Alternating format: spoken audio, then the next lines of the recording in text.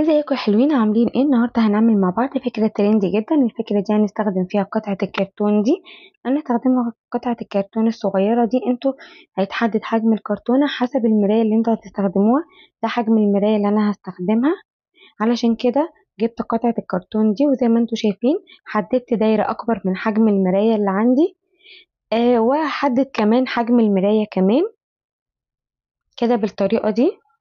وبعد كده هبدأ أفرغ بقى الشكل المربع اللي بره ده، لأن أنا عايزة الشكل يكون مدور زي ما احنا محددينه كده. بعد ما حددناه بقى بالشكل ده، هجيب دلوقتي العنصر الأساسي اللي هنستخدمه النهاردة هو الهيش.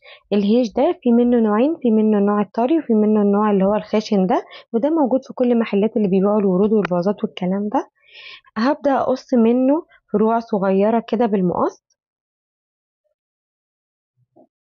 علشان هنستخدمه في فكرتنا النهاردة، وهتشوفوا قد ايه هو شكله حلو قوي. المراية دي اللي احنا بنعملها النهاردة دي منتشرة جدا في شاليهات الساحل وفي أماكن كتيرة جدا، وموجودة في في أماكن كتير، وأسعارها عالية جدا. هنعملها النهاردة مع بعض بطريقة سهلة جدا. زي ما انتوا شايفين الجزء الخارجي اللي هو الدايرة الخارجية اللي احنا كنا محددينها، هنيجي عند طرف الدايرة الداخلية بتاعة المراية، وهنبدأ نضيف شمع ونبدأ نلزق الهيش اللي احنا قصيناه ده. واهم حاجة اننا نثبته كويس، علشان هو بيبقى فروع كتير جنب بعض، فلازم نضغط عليه ونثبته كويس جدا بالشمع. طبعا هكملها الدايرة كاملة زي ما انتوا شايفين كده. كملتها بقت عندي بالشكل ده. بشيل طبعا اي زيادات من الشمع تكون موجودة، ولو في اي جزء نزل عند الدايرة بتاعة المراية برضو ببدأ اشيله. دلوقتي ببدأ اضيف الشمع عشان اثبت المراية بتاعتي، وطبعا بثبتها كويس وبضغط عليها كويس. بتكون عندي بالشكل ده، بس طبعا ده مش الشكل النهائي. بعد ما بتثبت معايا كويس بجيب بقى انا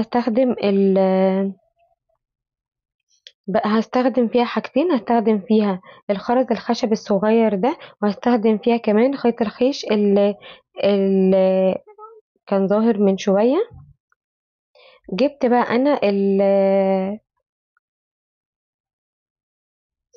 بقى انا الخرز ده وعملته زي عقدة كده، بس على حجم المراية. يعني انا كنت بضيف جوه الخيط، وعملته بخيط خيش برضو عشان لو ظهر كنت يعني ببدأ اركبه في الخيط واقيس المقاس.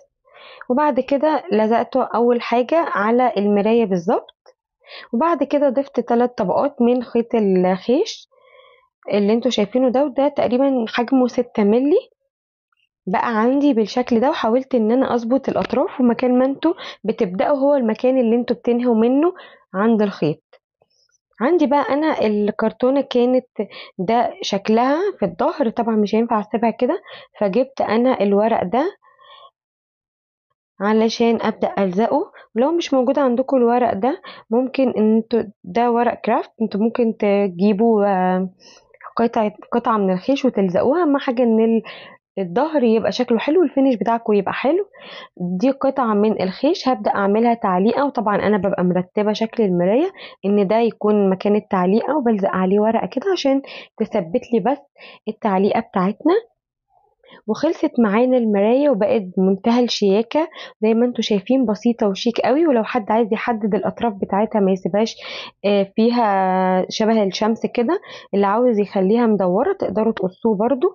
بس أنا بصراحة حبيت شكلها كده أكتر، مختلفة وشكلها شيك وواخدة مكان كبير، وهتبقى شكلها حلو قوي. اتمنى الفكرة بتاعتي النهاردة تكون عجبتكم. اتمنى تقولوا لي رأيكم، لو عجبتكم تعملوا لايك وسبسكرايب لو اول مرة تشوفوا قناتي. بحبكم قوي.